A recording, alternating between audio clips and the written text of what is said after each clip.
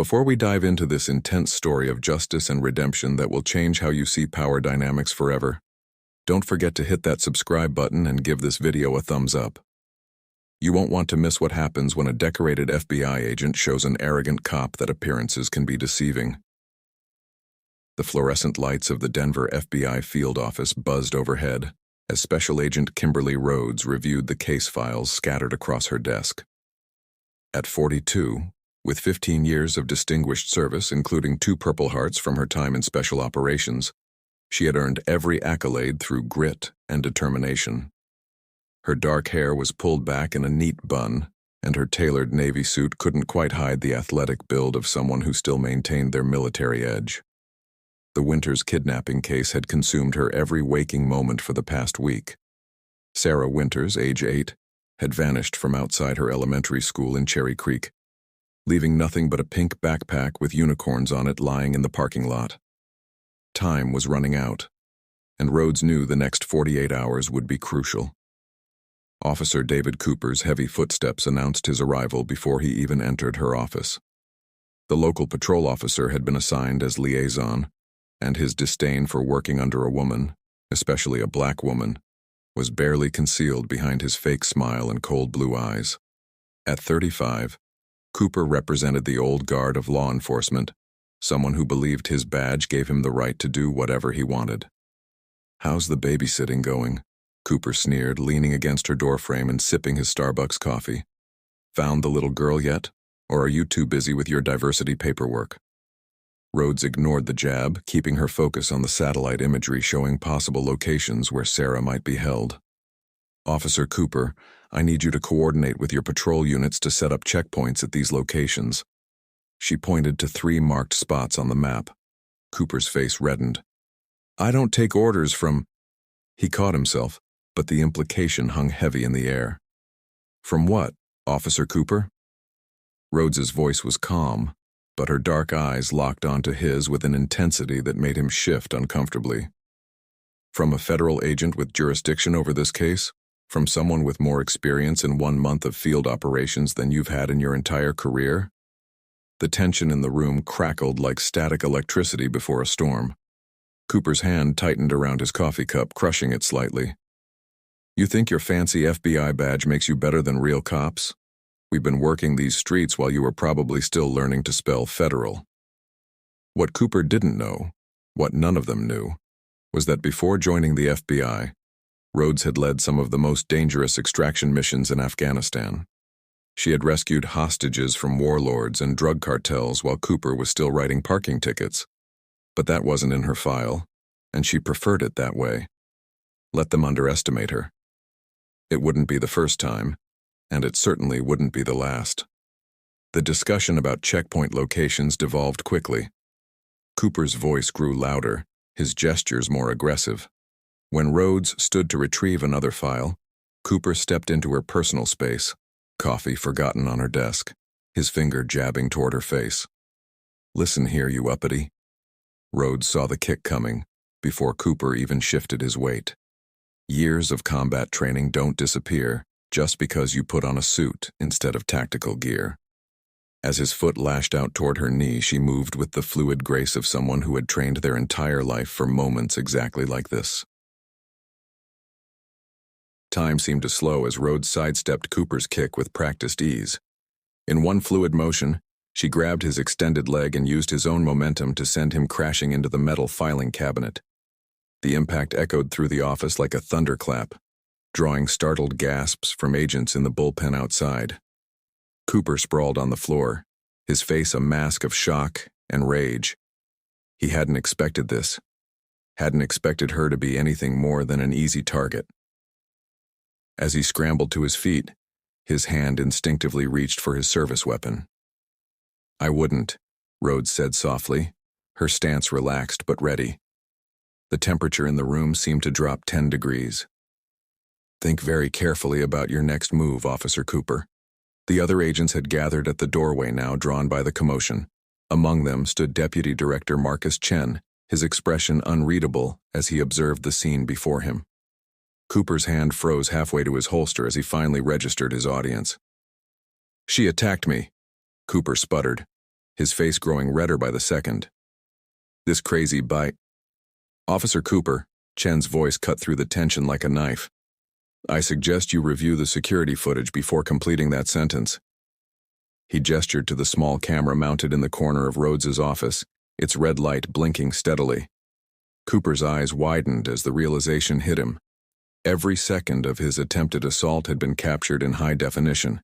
His career, his reputation, everything he'd built over 15 years of service, all of it hanging by a thread. But Rhodes wasn't finished. With deliberate calm, she walked to her computer and pulled up a file. While we're discussing professional conduct, Officer Cooper, perhaps we should review these incident reports. She turned the screen toward Chen. I've noticed a disturbing pattern in cases where Officer Cooper has been assigned to work with female officers or officers of color. Failed operations, missing evidence, delayed responses. The color drained from Cooper's face as Rhodes continued. I may be new to your jurisdiction, Officer Cooper, but I've been investigating patterns of departmental discrimination for longer than you've worn that badge. Did you really think I was assigned to the Winters case by accident? Chen's eyebrows rose as he scanned the data on the screen. The other agents in the doorway exchanged knowing looks. This wasn't just about one attempted assault. This was about systemic issues that had been festering beneath the surface for years. Sir, Rhodes addressed Chen directly, I recommend we continue our search for Sarah Winters without Officer Cooper's assistance. I believe his presence would be counterproductive to our investigation. Cooper opened his mouth to protest, but Chen held up a hand. Officer Cooper, you're suspended pending a full investigation. Please surrender your badge and weapon to Agent Martinez. He nodded toward one of the agents in the doorway. As Cooper was escorted out, his shoulders slumped in defeat. Rhodes returned to the satellite imagery on her desk. There was still a little girl out there who needed to be found, and she had work to do. The whispers and stares from her colleagues held a new note of respect, not just for how she had handled Cooper's attack, but for the quiet professionalism with which she had exposed years of misconduct. Later that evening, as Rhodes drove home in her Ford Explorer, she allowed herself a small smile. Sometimes justice came in unexpected ways. Her phone buzzed with a text from Chen. Need to discuss your background in special ops. Dinner tomorrow? She had known this day would come eventually. Perhaps it was time to let them see all of who she was. The next morning, Rhodes arrived at the office early. Her mind focused on both the Winters case and her upcoming dinner with Chen. The bullpen was quieter than usual, the events of yesterday still reverberating through the building like aftershocks from an earthquake. On her desk, she found a manila envelope from Internal Affairs. Inside were statements from 3 female officers who had worked with Cooper over the years, each describing similar experiences of sabotage and intimidation. They had been afraid to come forward before, but news of yesterday's incident had given them courage. Rhodes's phone lit up with an urgent message from the technical analysis team. They had found something in the satellite imagery, a pattern of vehicle movements around an abandoned warehouse in Commerce City. The same black Ford van appeared in multiple images, always between 2 a.m. and 4 a.m. As she studied the new data, Agent Maria Sanchez knocked on her doorframe. Ma'am, there's something you should see. Sanchez's expression was grim as she handed over a USB drive. We found this while processing Cooper's work computer. Well, you should just look. The drive contained emails between Cooper and several other officers, discussing ways to undermine investigations led by women or minorities. But more disturbing were the references to the Winters case. Cooper had been deliberately withholding information about potential witnesses. Rhodes felt her jaw tighten as she read through the exchanges. Sarah Winters had already been missing for 7 days, and Cooper's interference might have cost them precious time. She picked up her phone and dialed Chen. Sir, we need to move on the Commerce City location now. And there's something else. Cooper wasn't just being obstructive. He was actively compromising the investigation. Within an hour, Rhodes was briefing a joint FBI SWAT team in the command center. The warehouse sat in the industrial district, surrounded by defunct manufacturing plants and empty lots. Satellite thermal imaging showed 3 heat signatures inside, one significantly smaller than the others. As she strapped on her tactical vest, Rhodes couldn't help but think about her last operation in Kandahar. Different location, different criminals, but the same sick feeling in her gut. Children should never be pawns in adult games. The raid was planned for dusk, when the shift change at nearby businesses would provide cover for their approach. Rhodes insisted on leading the entry team herself despite Chen's initial hesitation. "With all due respect, sir," she had said, "I've done this before. Many times." At 8:47 p.m., under the cover of gathering storm clouds, Rhodes gave the signal. The warehouse door burst open under the battering ram, and her team flowed in like water, each member moving with practiced precision. The first kidnapper went down before he could reach his weapon, caught completely off guard by the speed and efficiency of the entry. The second man managed to fire 2 wild shots before being neutralized by a perfectly placed shot from Rhodes's sidearm. But it was the third heat signature that drove her forward, past the chaos of the initial breach, toward a small office in the back of the warehouse. There, huddled under a desk, was Sarah Winters, clutching her pink unicorn backpack like a shield. When she saw Rhodes's FBI vest, her eyes filled with tears of relief. "I knew someone would come," she whispered as Rhodes knelt beside her. "I knew it." As Rhodes carried Sarah out of the warehouse, lightning split the Denver sky and thunder rolled across the city like applause. Justice had many faces, she thought. Sometimes it wore a tactical vest, and sometimes it sat behind a desk, piecing together evidence that others tried to hide. But there was still work to be done. Cooper's emails had revealed a network of corruption that went far beyond one bitter officer's prejudices. Tomorrow would bring new challenges, new battles for justice. But tonight, as Sarah Winters hugged her parents for the first time in a week, Rhodes knew exactly why she had chosen this path. The morning after Sarah's rescue, Denver awakened to news headlines celebrating the FBI's successful operation. But in Rhodes's office, the atmosphere was tense with anticipation. Her dinner with Deputy Director Chen had revealed something unexpected. The Bureau had been watching Cooper's network for months, using the Winters case as an opportunity to expose the full extent of the corruption. "They're calling you a hero," Agent Sanchez said, dropping the Denver Post on Rhodes's desk.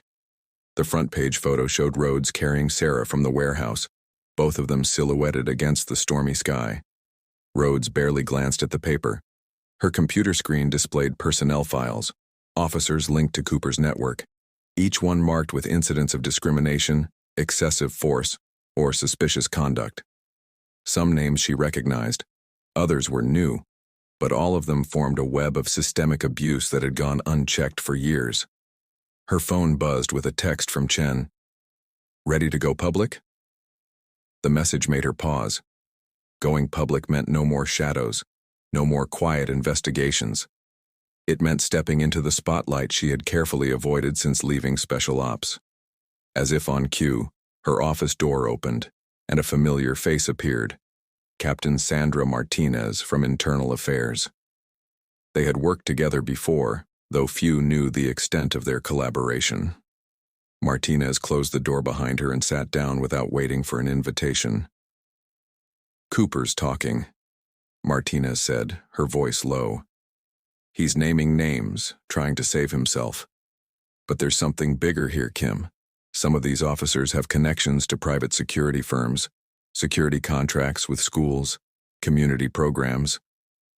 Rhodes leaned back in her chair, connecting the dots. The corruption wasn't just about prejudice or power. It was about money. Lots of it. The discriminatory practices were just a cover for something more insidious. A knock at the door interrupted their discussion. It was Chen, holding a thick folder marked "Classified." Behind him stood 2 agents Rhodes didn't recognize, their expressions grave. "Agent Rhodes," Chen began, "what we found in Cooper's emails. It goes all the way up to the police commissioner's office. We're not just dealing with corrupt officers anymore. This is about a systematic effort to control law enforcement contracts across 3 states. The implications were staggering. The network had been using their positions to steer contracts toward friendly companies, shutting out minority-owned businesses, and skimming millions from public funds. They had targeted officers like Rhodes, competent, qualified individuals who might expose their operation, using discrimination and harassment to keep them marginalized. Rhodes thought about all the officers who had been pushed out, all the careers destroyed, all the communities underserved because of this corruption. She thought about Sarah Winters, who might never have been found if Cooper's network had succeeded in blocking the investigation. "There's more," Chen continued. "We found evidence linking several officers to unsolved cases involving minority victims, cold cases that were deliberately mishandled. And, sir," he added, looking troubled, "some of these cases involve children." The room fell silent. Rhodes felt a familiar cold fury building inside her, the same feeling she'd had in Afghanistan when confronting warlords who exploited the vulnerable. But this wasn't a foreign battlefield. This was happening in American cities, under the cover of badges and uniforms. Martinez pulled out her tablet showing a map of police precincts across Colorado, Wyoming, and Utah. Red dots indicated locations where Cooper's network had influence. The pattern was clear. They had strategically positioned their people to maintain control over key districts and contracts. "We need someone to lead the task force," Chen said, looking directly at Rhodes. "Someone with both tactical experience and investigative skills. Someone who understands the stakes." Rhodes looked at the map, then at the newspaper showing her with Sarah. Sometimes, she realized, the greatest acts of courage weren't on the battlefield, but in standing up to corruption in your own backyard. "When do we start?" she asked, already knowing the answer would change everything. The next few weeks passed in a blur of activity.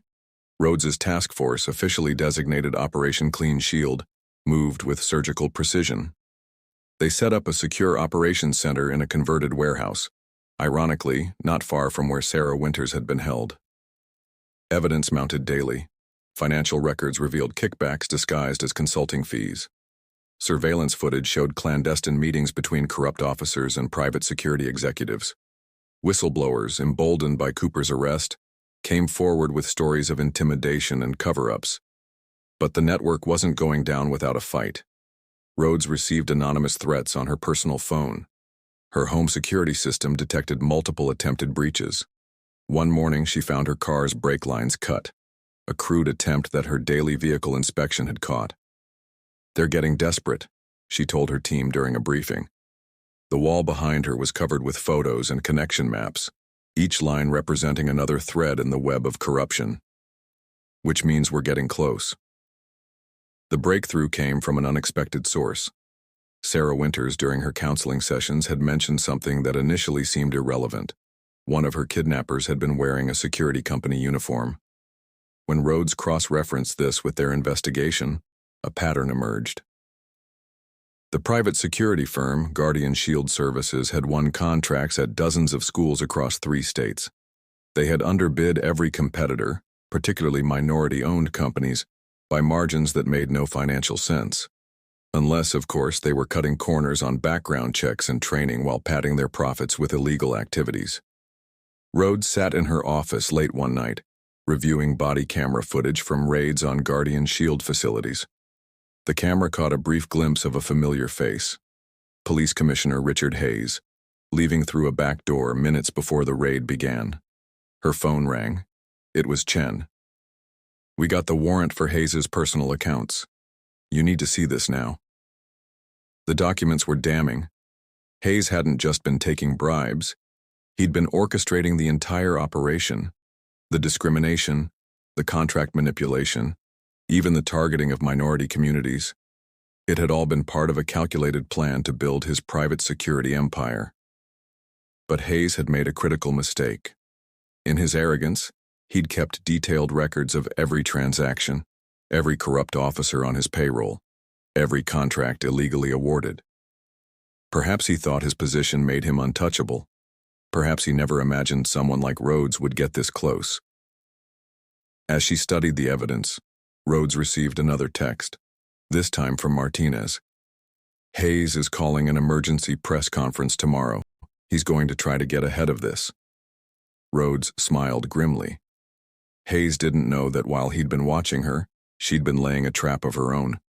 Every move her task force had made had been calculated to push him toward this exact moment. She picked up her phone and dialed Chen.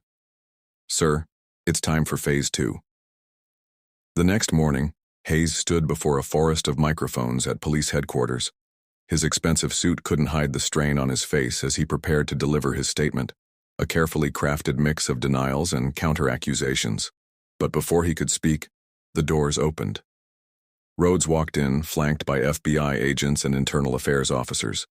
Behind them came a parade of witnesses, former officers who had been forced out, business owners who had been extorted, families whose cases had been buried. And leading them was Sarah Winters, holding her mother's hand, wearing a t-shirt that read, "Heroes come in all colors." Hayes's face went pale as he realized what was happening. This wasn't just an arrest, it was a reckoning. Every person he had wronged, every life he had damaged, every bit of trust he had betrayed was now standing before him. "Commissioner Hayes." Rhodes's voice carried clearly through the stunned silence. "You have the right to remain silent. But I suggest you speak now because everything we have on you will be exposed, and your time to control the narrative is over." The room was silent for a moment, the weight of Rhodes's words hanging in the air like a storm before it breaks. Hayes, his face drained of color, could only stare at the line of witnesses behind Rhodes. They were the faces of his betrayal, each one carrying the scars of his corruption. Sarah Winters, standing tall with her mother, was a symbol of all the lives Hayes had tried to destroy. Rhodes stepped forward, her voice cold and deliberate. "You used your position to manipulate contracts, to silence dissent, to profit off the suffering of others. You turned your badge into a weapon, and now it's time for you to face the consequences." Hayes's lips trembled as he glanced around, his eyes darting from the witnesses to the faces of the officers who had once supported him. He seemed to realize in that instant that his web of lies had unraveled. He had no more allies in the room, just the cold, undeniable truth. "Agent Rhodes," Hayes said, his voice barely a whisper, "you don't know what you're up against. You think you've won, but you're only scratching the surface. There are forces that—" Rhodes didn't let him finish. "Save it for your lawyer, Commissioner." She gestured to the agents behind her. "Take him into custody." As Hayes was escorted out, the room erupted in a mix of relief and disbelief. Rhodes's task force had done the impossible. Not only had they exposed the vast corruption within the police force, but they had also put a stop to a network that had preyed on vulnerable communities for years. But as Hayes was led away, Rhodes couldn't help but feel the weight of what still lay ahead. The case had only been the beginning. There were other officers to arrest, other corrupt officials to bring to justice. The systemic rot ran deep, and there was no telling how far it reached. Back at the office, Rhodes gathered her team. They stood around the large conference table, exhausted but satisfied with their success. "We've done something good here," she said, her voice steady. "But this isn't over. There's more to uncover, more to fix, and it's on us to keep pushing, no matter how much resistance we face." Sanchez, always the realist, nodded. "They'll come for us. We know that." Rhodes's eyes hardened. "Let them come. We've already taken down the worst of them. Now, we go after the rest." As she looked around the room at the faces of her team, Rhodes knew that they were ready. They had already faced their biggest challenge, and they had emerged victorious. But the real work, the work of rebuilding trust, of cleaning up the mess that had been years in the making, was just beginning. And she would be there, leading the charge no matter what came next. As we always aim to bring the best cases for reflection, our goal is to help you learn values and become a better person each day. I truly believe that we need to expose ourselves to positivity, which is why we create these short videos. It's not just about monetizing. Our main intention is for you to walk away from each video with a lesson, something powerful that adds value to your life. If you found this story inspiring, Make sure to subscribe to the channel for more insightful content and share it with someone who might benefit from it. Together, let's keep spreading positivity and learning from the stories that matter.